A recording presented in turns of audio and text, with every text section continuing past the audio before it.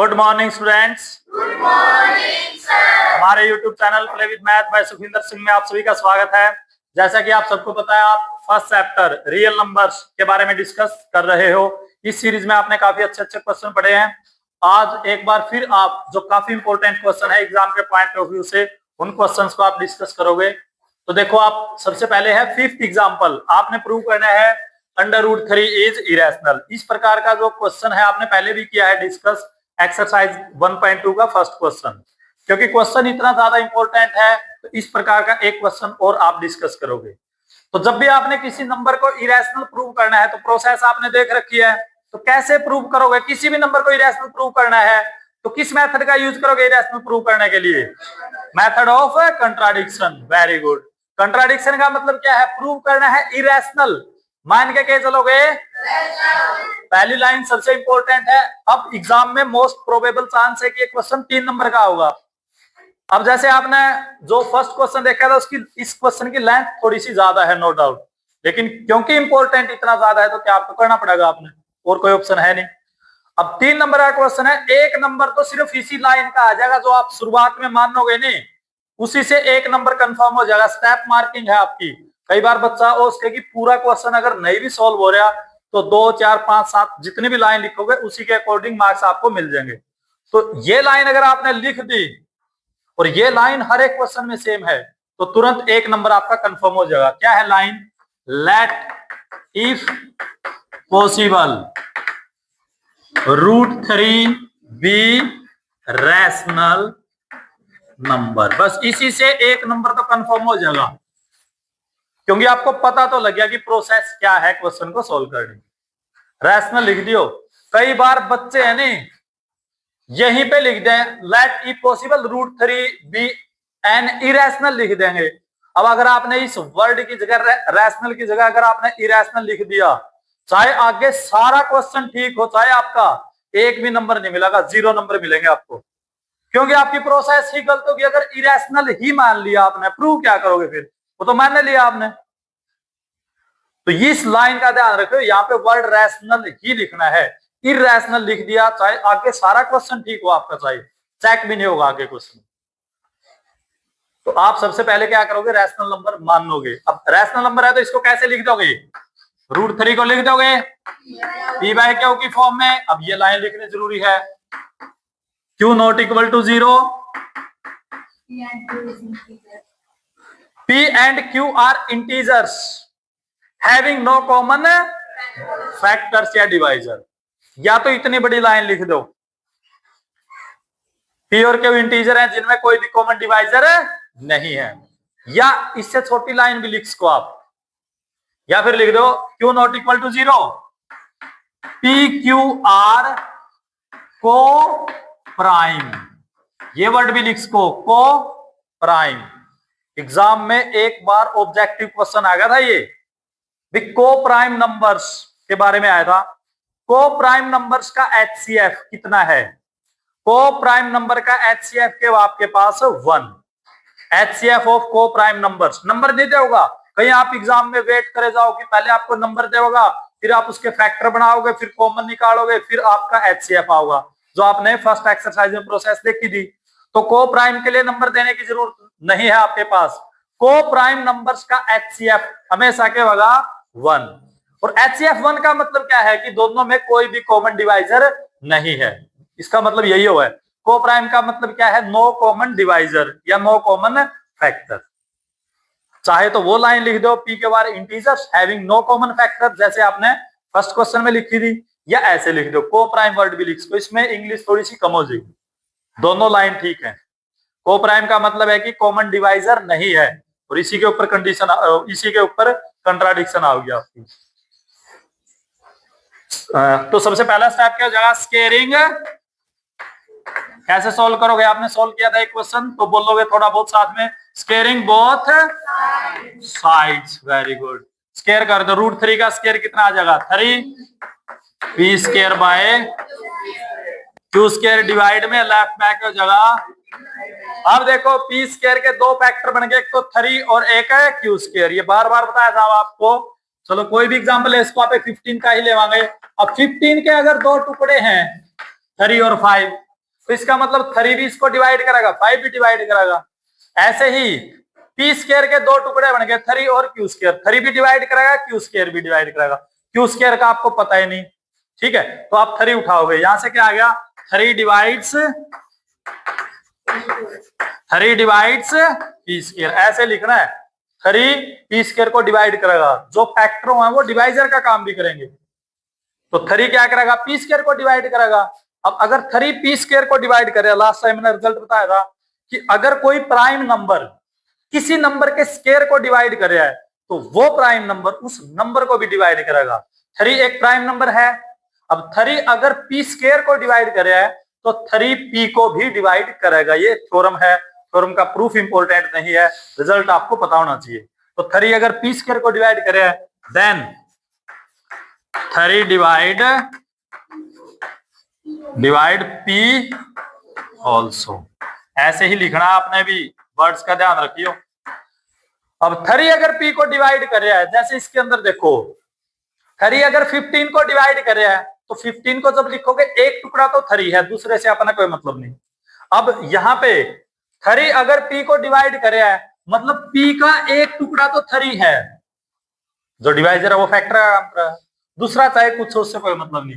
3 into M मान इसको आप, कुछ भी मल्टीपल हो उसका आपके पास, तो पी की वैल्यू कितनी आ गई आपके पास, 3 इंटू, ये पी की वैल्यू, इसका नाम रख दो इक्वेशन 1, पी की ये वैल्यू इक्वेशन नंबर 1 में यूज करो, यूज पी की value 3m in equation number 1, P की जगह 3m यूज कर लियो, 3m और इसका स्क्वायर, तो कितना आ जाएगा 3m का स्क्वायर 9m स्क्वायर। 3 यहाँ पे मल्टीप्लीकेशन में, दूसरी साइड जाके हो जाएगा डिवाइड में, तो क्यू स्क्वायर की वैल्यू कितनी आ जाएगी, क्यू स्क्वायर की वैल्यू आ जाएगी 3 डिवाइड कर दिया 3 इंटू, अब यहाँ पे देखो क्यू स्क्वायर के भी दो टुकड़े मिल गए, क्या क्या टुकड़े मिल गए, दो, एक तो 3 और एक m स्क्वायर, तो 3 को उठाओ यहाँ तक क्या आ जाएगा, 3 डिवाइड क्यू स्क्वायर। अब 3 क्यू स्क्वायर को डिवाइड करे है तो 3 क्यू को भी डिवाइड करेगा, देन 3 डिवाइड्स क्यू, बस यहां पे आगे कंट्राडिक्शन, 3 पी को भी डिवाइड करे है, 3 क्यू को भी डिवाइड करे है, लेकिन ये तो पॉसिबल नहीं है, क्यों, क्योंकि पी और क्यू आप क्या मान के चले थे, co-prime, which is not possible, which is not, क्यों पॉसिबल नहीं है, एज पी क्यू आर को प्राइम है, दोनों में कुछ भी कॉमन नहीं है, ये बोल रहे 3 कॉमन है दोनों में, लेकिन आप को प्राइम लेकर चले, दोनों में कुछ भी कॉमन नहीं है, एज पी क्यू आर को प्राइम, क्योंकि पी क्यू को प्राइम है तो ये चीज पॉसिबल नहीं है। अब इसका मतलब जो आपने माना था वो गलत है, सो आवर सुपोजिशन इज रॉन्ग, जो आपने सपोज किया था नहीं वो तो गलत है। क्या सपोज किया था, रैशनल नंबर, रैशनल नंबर गलत है, इसका मतलब सही नंबर क्या हो जाएगा, ये इरेशनल, हेंस √3 इज इरेशनल, ये है आपके पास क्वेश्चन। तो आप देखोगे जो आपने एक्सरसाइज का फर्स्ट क्वेश्चन किया था बिल्कुल सेम है, उसकी फोटो कॉपी बिल्कुल सेम, बस हमने अपनी तरफ से को प्राइम वर्ड चेंज किया है, चाहे को प्राइम यूज करो चाहे पी के हैव नो कॉमन डिवाइजर, वो आपकी इच्छा है, ठीक है।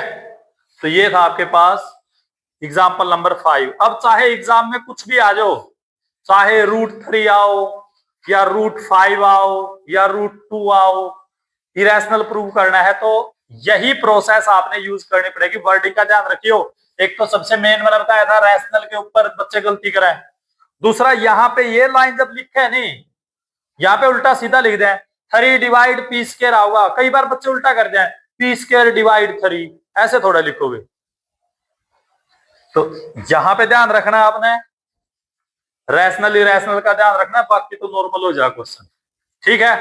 तो ये था आपके पास एग्जाम्पल, और इस प्रकार के अब चाहे एग्जाम में √2 आओ, √3, √5, √7, √11, √13 कुछ भी है, सारे क्वेश्चन आप सोल्व कर लोगे इस प्रकार के, कर दोगे। Yes, sir. तो ये तो है most important question first chapter का। अब एग्जाम में 90% चांस है कि ये क्वेश्चन आएगा ऐसा 3 नंबर में। अब अगर बाय द वे ये क्वेश्चन नहीं आया तो दूसरा सबसे इंपॉर्टेंट क्वेश्चन एक्सरसाइज का सेकंड क्वेश्चन देख लो। ये 2 क्वेश्चन ऐसे हैं, इन दोनों में से एक क्वेश्चन जरूर आओगा आपके एग्जाम में। सेकंड क्वेश्चन देखो एक्सरसाइज का, एक्सरसाइज 1.2 का सेकंड सम। क्या प्रूव करना है आपने इसमें? 3 + 2√5 इज इरेशनल, वही है टू प्रूव 3 + 2√5 इज, ये प्रूव करना है। इरेशनल प्रूव करना है तो कैसे प्रूव करोगे? कंट्राडिक्शन मेथड से। तो वही है let if possible, let if possible 3 + 2√5 is a rational number. कोई दिक्कत हो ये आपको? रैशनल मानोगे? अब रैशनल है तो वही काम, 3 + 2√5 को p/q की फॉर्म में लिखोगे, q not equal to 0, same line, p/q है, सेम चीज लिखनी है आपने। ये तो हर एक क्वेश्चन बिल्कुल ही सेम रहेगी। अब यहाँ पे प्रोसेस थोड़ी सी लंबी है, ये क्वेश्चन काफी ज्यादा आसान है। इस प्रकार के क्वेश्चन में आपने क्या करना है, स्क्वायर रूट की वैल्यू निकालनी है। स्क्वायर रूट के अंदर जो चीज है, जैसे स्क्वायर रूट 5 है, इसकी वैल्यू निकाल लो, बाकी सारी चीज को राइट में ले जाओ। 3 यहाँ पे प्लस का है, दूसरी साइड से क्या हो जगह माइनस का, 3 को दूसरी साइड ले जाओगे, क्या जगह माइनस। इसको जब आप सॉल्व करोगे, क्यू एलसीएम आ जाएगा, p-3। आपने वैल्यू किसकी निकालनी है? √5 की निकालनी है। 2 यहाँ पे मल्टीप्लीकेशन में है, राइट में जाओगा तो क्या आ जाएगा डिवाइड में, p-3q/2 ये आ गया। रूट की वैल्यू निकालनी है आपने इस क्वेश्चन में, बस रूट की वैल्यू निकाल ली। अब देखो लेफ्ट हैंड साइड क्या है, √5। √5 अभी आपने प्रूव किया था फर्स्ट क्वेश्चन में, √5 कैसा नंबर है? इरेशनल। और ये कैसा नंबर है? ये p/q की फॉर्म में लिख रखे आपने, फ्रैक्शन की टर्म में लिख रखे आपने, तो ये कैसा नंबर हो गया? रैशनल। ये कैसा है? इरेशनल। कोई भी नंबर ऐसा नहीं है जो रैशनल भी हो और इरेशनल भी। रैशनल और इरेशनल एक दूसरे के कॉम्प्लीमेंट्री हैं। नंबर या तो रैशनल मिलेगा या इरेशनल, ऐसा नहीं कि दोनों प्रॉपर्टी सेटिस्फाई करेगा। जो अब लेफ्ट हैंड साइड क्या है? इरेशनल। राइट हैंड साइड क्या है? रैशनल। तो एक इरेशनल नंबर और एक रैशनल नंबर कभी भी एक दूसरे के इक्वल नहीं मिलेंगे आपको। रैशनल अलग चीज है, इरेशनल अलग चीज है, ठीक है। विच इज नॉट पॉसिबल, ये पॉसिबल है, विच इज नॉट पॉसिबल। क्यों पॉसिबल नहीं है? As left hand side is irrational. Left hand side क्या है? Irrational, but right hand side is rational. ये पॉसिबल नहीं है। क्यों? क्योंकि लेफ्ट हैंड साइड तो है इरेशनल, प्रूव किया था आपने फर्स्ट क्वेश्चन में, और राइट हैंड साइड क्या है? रैशनल। कभी भी इरेशनल नंबर रैशनल नंबर के इक्वल कभी भी नहीं मिलेगा, दोनों अलग अलग चीजें हैं, ठीक है। तो नॉट पॉसिबल आ गया। So our position is, so our position जो आपने माना था, so our position is wrong. ये तो गलत होगी। क्या माना था? रैशनल माना था, गलत है। Hence 3 + 2√5 is irrational. ऐसे आपने काम करना है, कर दोगे? तो ये था आपके पास सेकंड क्वेश्चन। उसके बाद जो थर्ड क्वेश्चन है, थर्ड क्वेश्चन में कितने पार्ट हैं आपके पास? 3। थर्ड क्वेश्चन का सेकंड और थर्ड पार्ट तो बिल्कुल सेम है, थर्ड तो बिल्कुल ही सेम है। थर्ड में क्या है, 6 + रूट 2 का प्रूव करना है। अब 6 + रूट 2 को प्रूव करना है तो आप क्या करोगे, √2 की वैल्यू निकाल लोगे, यहाँ पे इक्वल पुट करके ना √2 की वैल्यू निकालोगे। थर्ड पार्ट तो आपने खुद ट्राई करना है, कर लोगे। सेकंड पार्ट देख लो, बिल्कुल यहीं पे हो जाएगा, छोटा सा पार्ट है थर्ड क्वेश्चन का सेकंड पार्ट, बिल्कुल है ये भी आसान, बल्कि इन दोनों से आसान ही है। 7√5 को इरेशनल प्रूव करना है तो आप मान के चलो, let if possible 7√5 is rational. मान ले भाई रैशनल है, अब रैशनल है तो क्या करोगे, इसको पी बाई क्यू की फॉर्म में लिख दोगे। सो 7√5 को क्या लिखोगे आप, पी बाई क्यू की फॉर्म में, Q not equal to 0, P Q are coprime. अब को प्राइम वर्ड यूज कर सको आप, या आप वो भी लिख सको, P and Q have no common divisor. किसकी वैल्यू निकालनी है, √5 की, ठीक है।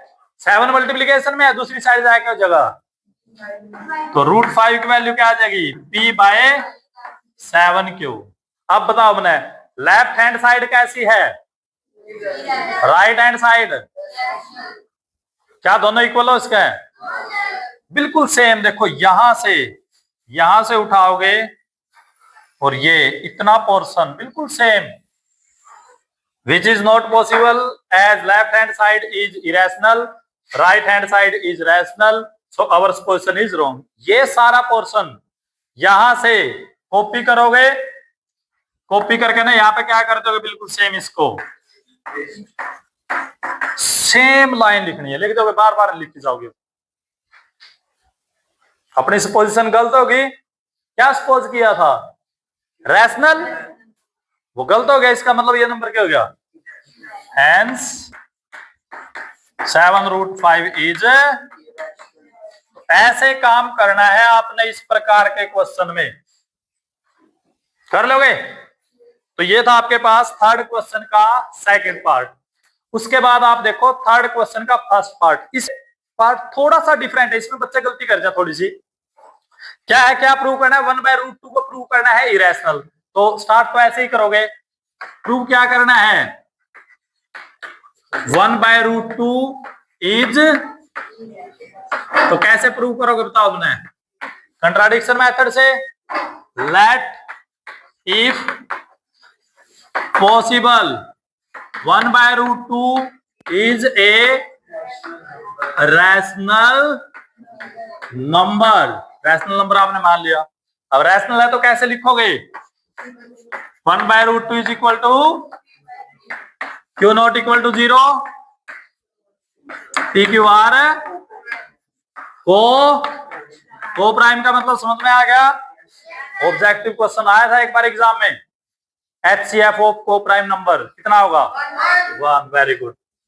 अब बच्चे इसमें गलती बताए क्या कर रहे हैं, √2 की वैल्यू कैसे निकालेंगे, √2 को दूसरी साइड ले जाए, डिवाइड में दूसरी साइड जाएगा, मल्टीप्लीकेशन में जाएगा, ये वो सिंप्लीफिकेशन करने की कोशिश करें, वहां से प्रोसेस बन जाएगी कॉम्प्लिकेटेड। तो अगर कभी भी डिनोमिनेटर में रूट है, डिनोमिनेटर में अगर रूट है, तो 9th क्लास में आपने सिंप्लीफाई किया था ऐसे नंबर्स को, डिनोमिनेटर में रूट है उसको खत्म कैसे किया था, रैशनलाइजेशन किया था आपने। Very good. तो पहले रैशनलाइजेशन करके डिनोमिनेटर से रूट खत्म करना, बस इसमें ये कैलकुलेशन रहेगी। 1/√2 है, रैशनलाइज करो, √2 से मल्टीप्लाई, √2 से डिवाइड, रैशनलाइजेशन की प्रोसेस की है। 1 और √2 की प्रोडक्ट करोगे कितना जगह, और √2 और √2 की प्रोडक्ट 2 डिवाइड में है, दूसरी साइड जाएगा वो जगह, तो √2 की वैल्यू कितनी आएगी, 2p बाय, अब बनेगी वो बात, लेफ्ट हैंड साइड क्या है, इरेशनल, राइट हैंड साइड लिखना है, लिख दो, विच इज नॉट पॉसिबल, ये पॉसिबल नहीं है, विच इज नॉट पॉसिबल। क्यों नहीं है possible, as left hand side is irrational but right hand side is ये पॉसिबल नहीं है क्योंकि लेफ्ट हैंड साइड तो इरेशनल होगी, right hand side rational. Irrational और रैशनल नंबर कभी भी बराबर नहीं मिलेंगे। Hence 1/√2 is an irrational number। कर लो क्वेश्चन। तो अगर डिनोमिनेटर में रूट है तो रैशनलाइज करके पहले डिनोमिनेटर से रूट गायब करोगे और उसके बाद फिर आप ये प्रोसेस अप्लाई करोगे। तो ये था आपके पास लास्ट क्वेश्चन। इसके साथ फर्स्ट चैप्टर हो गया आपका कंप्लीट। यहां तक आपने ट्राई करना है, बाकी आप डिस्कस करोगे नेक्स्ट वीडियो में। तब तक हंसते रहो, मुस्कुराते रहो। मिलेंगे अगली वीडियो में। थैंक यू, धन्यवाद।